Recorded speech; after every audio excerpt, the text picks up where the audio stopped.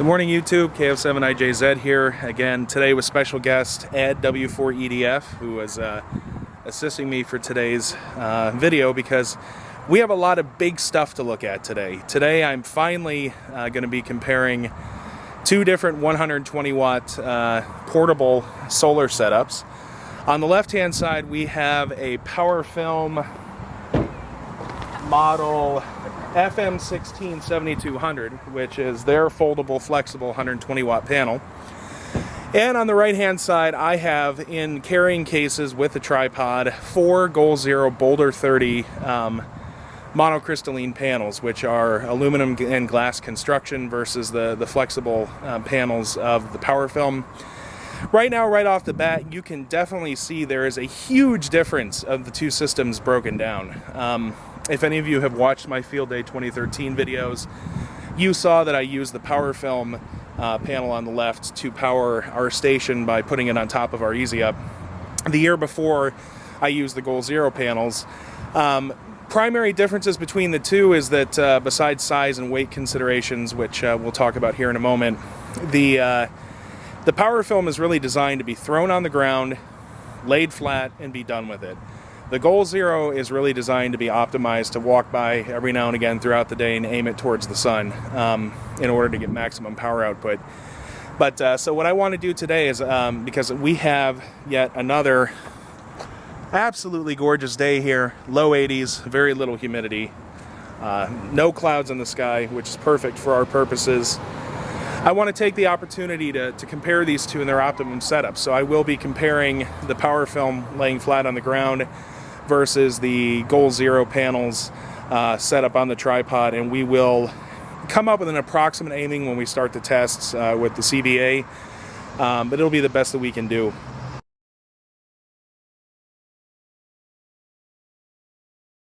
Alright, so here we're looking closely at the PowerFilm FM16 7200. Now, it's my understanding that 7200 refers to the fact that this panel could output 7200 milliamps in theory in perfect conditions. This panel is 14 inches by 14 inches when folded, a total of 6.5 pounds, and if, let me try to give you guys an idea on thickness, I don't know, 2.5, 3 inches, something like that.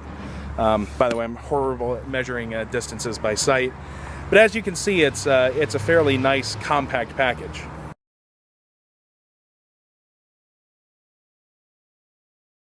And here we have the Goal Zero Boulder 30 system. Again, I've opened the bag so you can actually get a look at what the panels themselves look like. These are, again, aluminum and glass construction, monocrystalline panels. What you see on top of the panels are two items called quick clips. These are devices that Goal Zero uses to attach their panels together. Also with this setup we have the tripod, which we can take four panels in an array to connect to set out in the field. Now the tripod, folded and collapsed in the condition it is now, is 8.5 pounds in weight and 38.5 inches tall by 4.5 inches square. So it's fairly large. I will tell you, even though that 8 pounds sounds like 8 pounds, everybody who picks this thing up just comments, wow, that's really lightweight. And it's because they use a very thin aluminum tubular construction on the legs. Now the panels themselves weigh in at 6.5 pounds each, and again, so there are four of those. They are, each panel is 21 by 18 inches by 1 inch thick.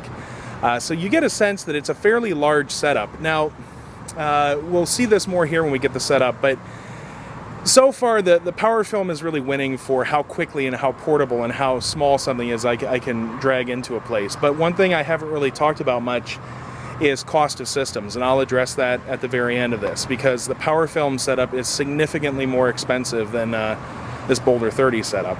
So let's get these set up out in the field and have a look and see what they look like.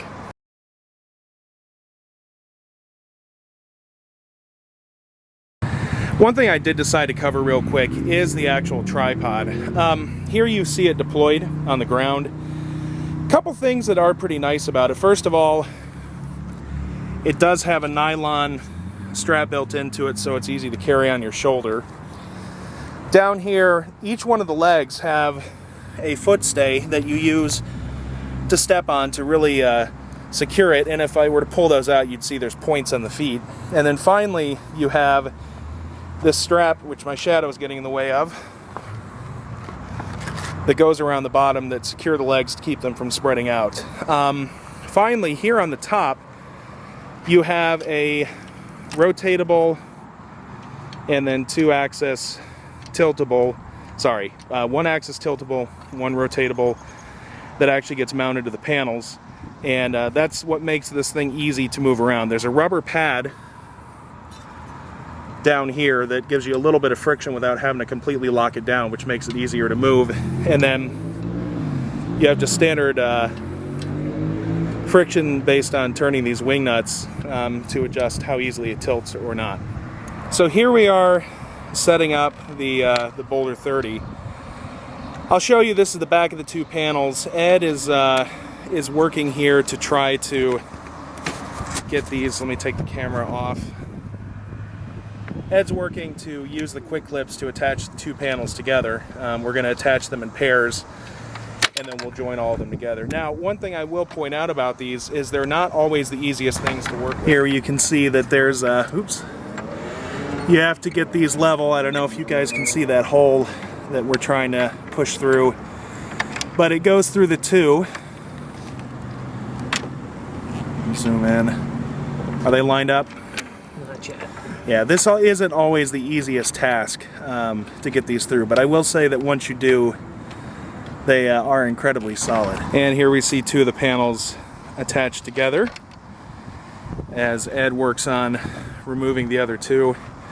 Real quickly, you'll see on the back we've got, just like the other ones, what they call their port box, indicator for charging and power, and then the ability to do in and out. One thing I will give them props for is these cables on the outside actually are removable, so you could replace them if you wanted to. However, I have not found a source for these large connectors. Now that we have the four panels side by side on our table here, and that's something I guess I should say, is having a flat surface to do this on and not doing it on the ground is very good, because as you can see, we're glass down right now. But this cross piece cams to the back of these with the quick connects, and this is ultimately what we will attach this array to the tripod with. And this is the final product of that mounting part mounted on the back of the array. What we do is we now hook all these boxes together so the panels all go in parallel to give us a full 120 watt array, because otherwise you've got four discrete 30 watt panels. Here we go with the Goal Zero 120 watt array. Another thing I will point out, setup time to get this thing put together from bag to here is probably at least 10 minutes? Even 15. 10 to 15 minutes. Here we see blue LEDs, meaning we are getting sunlight, everybody's happy. And here's that junction, goes on top of the tripod.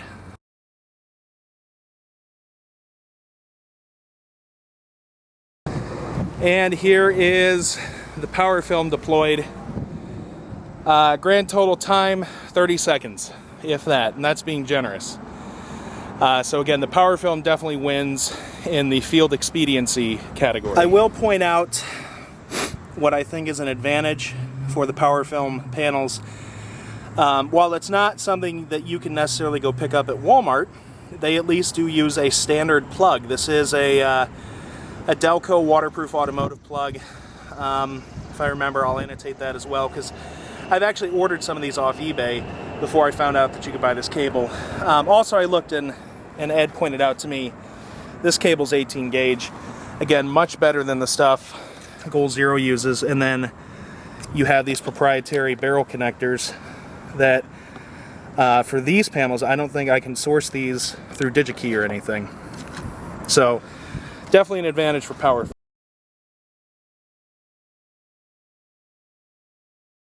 All right, now we have both setups set up. Now, first thing I'll point out, as far as taking up space, the Goal Zero panel definitely wins. It is more compact as ground space. This guy, I'd say it's probably about 6 foot by 4 foot, 3.5 foot, something like that. I will put the specs in the comments or as annotations in the video again for both panels. So here they are together for comparison. And that's the PowerFilm close-up and the Goal Zero close-up. Again, same complaint I had before.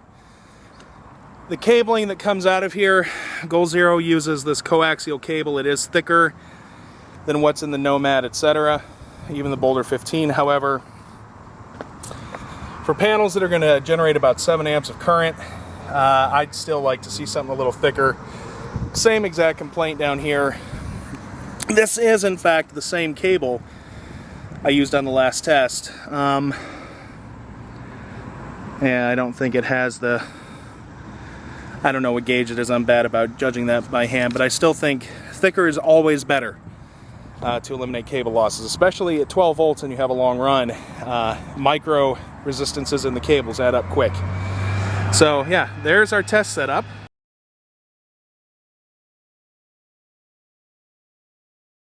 Alright, we are ready to test. Ed is in the process of aiming the panel to the perfect position for the sun, given where it is. Honestly, here's the thing, is that technically if I were being really accurate on this, we would constantly move it, but I don't know how long this test will run. Again, I'm using the West Mountain Radio CBA4 battery analyzer into my little Asus netbook here. I'm setting the test up to run in 0.2 amp increments to generate the power curve with a maximum cutoff amperage of 10 amps, which these panels can't produce, so that shouldn't be a problem. But the problem is I don't know how long this test will take. If this test is going to run for half an hour, then maybe, yeah, we should be moving it throughout. So I don't know what we're going to do at first, but when we look at the results here at the end, I will inform what we've done. So at this point, I should be able to go in here, tell it start, acknowledge the warning, and away the graph goes.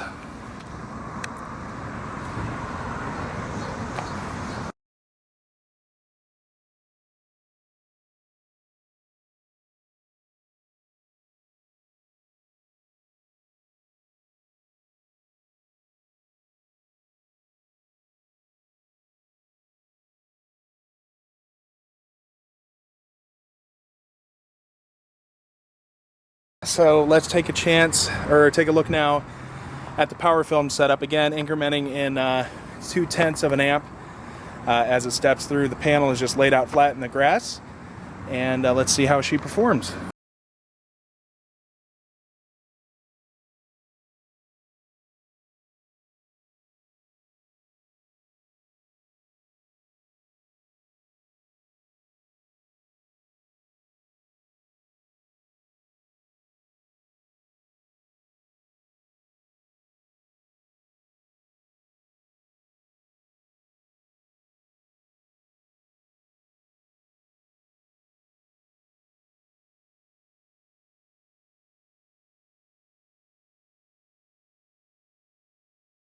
So last time we did the test on the Goal Zero panel, our approach was to make the shadow have 4 square corners, thereby being as large as possible on the ground of the panel, so knowing that we were perpendicular to the sun.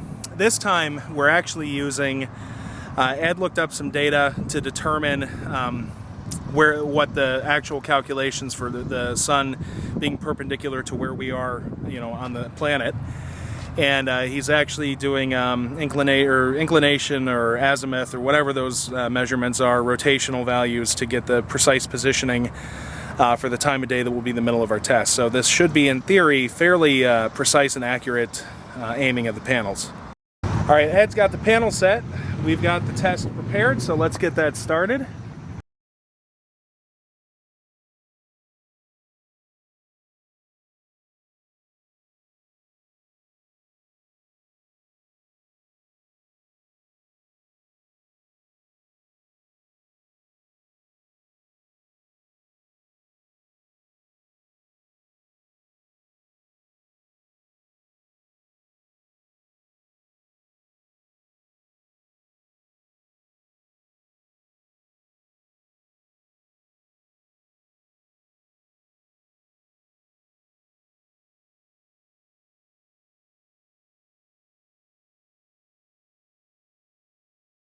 All right, I've repositioned the PowerFilm panel to be somewhere that I think is maybe a little flatter than last time.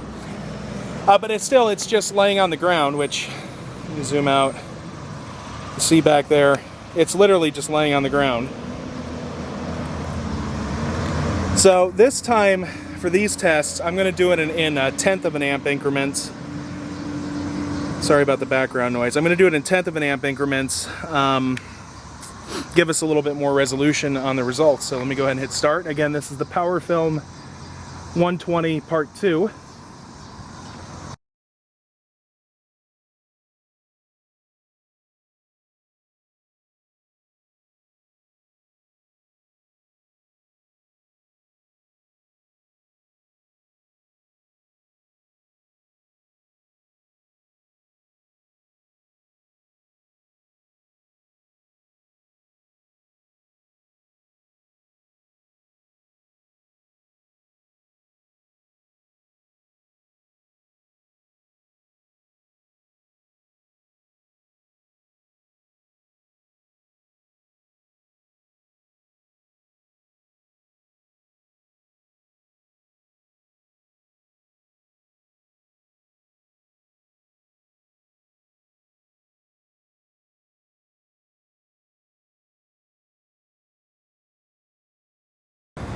So there you go, there's the comparison of the two, and from a performance perspective, they're pretty close. At the end of the day, I'm going to say that the Goal Zero panels overall are going to be a little less expensive. They require a little more aiming to keep pointed at the sun for maximum efficiency, but they're the kind of thing that I would feel good about setting up on a tripod outside my camp, leaving there, plugging them into a Goal Zero Yeti or one of my custom-built power or solar generators, and letting it sit. I mean, I don't worry about people running into, tripping over, or stepping on this item. Again, I know the construction of these panels are resistant to the elements. It could sit out in the rain. I would not worry about that at all. With the PowerFilm panel, we definitely win from a field expediency standpoint. Again, 30 seconds versus 15 minutes to get up and running is pretty good. The other portion is, it's something that lays on the ground, which is really nice. You don't have to have the extra portable infrastructure with you to put it up on a tripod or have a way of aiming it. So far, for the larger output producers, your winner is really going to be dependent on what your intended use is and what you're willing to do as far as keep it aimed throughout the day or not. And also how much weight you have. If you want to backpack in somewhere, you can get 1/8 of a kilowatt on your back with the PowerFilm panel. You're not going to do that with the Goal Zero. The Goal Zero is going to be carried in on a vehicle, on a Jeep, something. But overall, great products, definitely reliable, well built, well constructed, and I would trust either one of them for running my setup. And in fact, I have. Both of these setups have successfully powered the KF7IJZ Field Day Station 2 years running. So thank you all for watching. Hopefully this video was informative, and we'll see you next time.